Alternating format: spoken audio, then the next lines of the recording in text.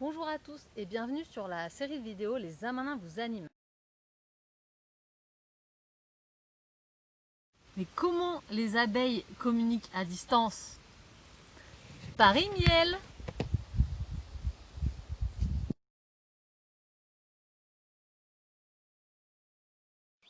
Ici Jean, maraîcher aux Amanins.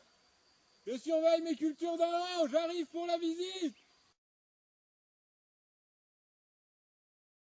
27 mai, 15h11.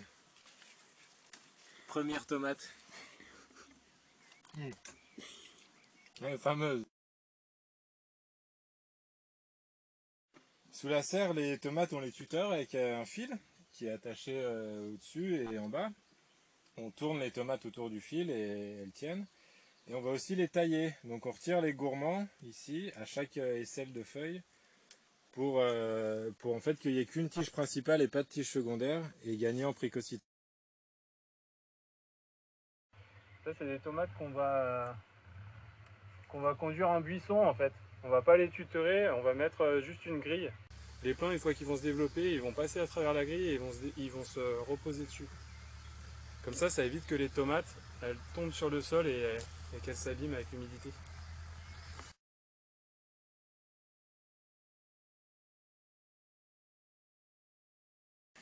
Donc les courges, on les a semées il y a un mois et demi. On a planté les plants la semaine dernière.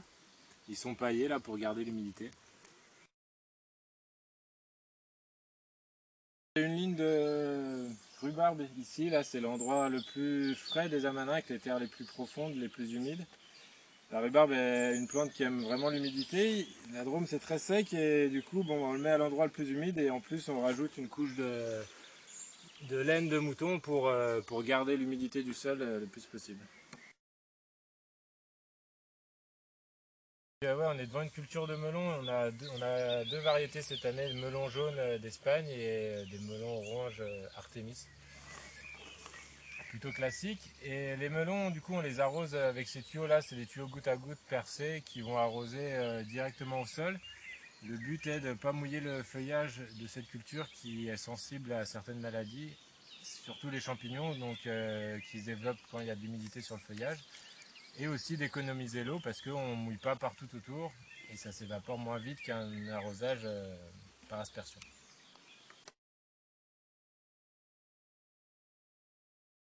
Et donc là, on a fait des courges, des melons, des pastèques, des courgettes qu'on va bientôt planter, qui ne sont pas tout à fait prêts.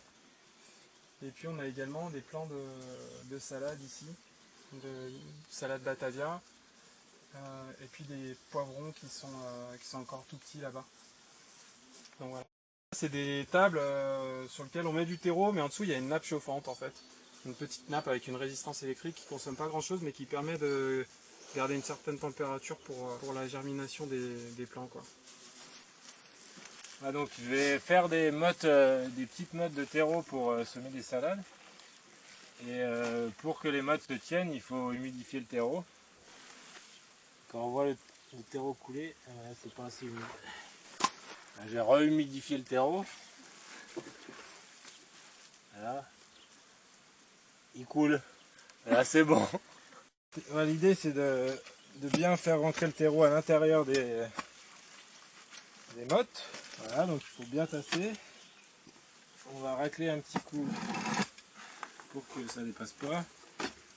Et après, le presse-motte, voilà, ça appuie pour que les mottes soient bien, le terreau soit bien compressé, qu'il se tienne bien. Et après, on relève tout doucement. Et c'est magnifique. Un brownie. Et donc le trou est déjà là et on va pouvoir semer les graines de salade directement là-dedans. Donc là, les laitues que je sème, c'est une variété qui s'appelle Carmen, qui résiste bien à la sécheresse, qui fait des grosses pommes, qui est assez croquante. C'est une salade qu'on fait quasiment toute l'année, qu'on aime bien quoi, la Carmen.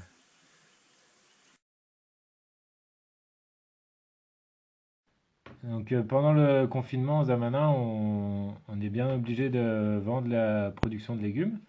On vend à deux épiceries pas très loin et on vend à un voisin producteur et aussi on fait des paniers de légumes.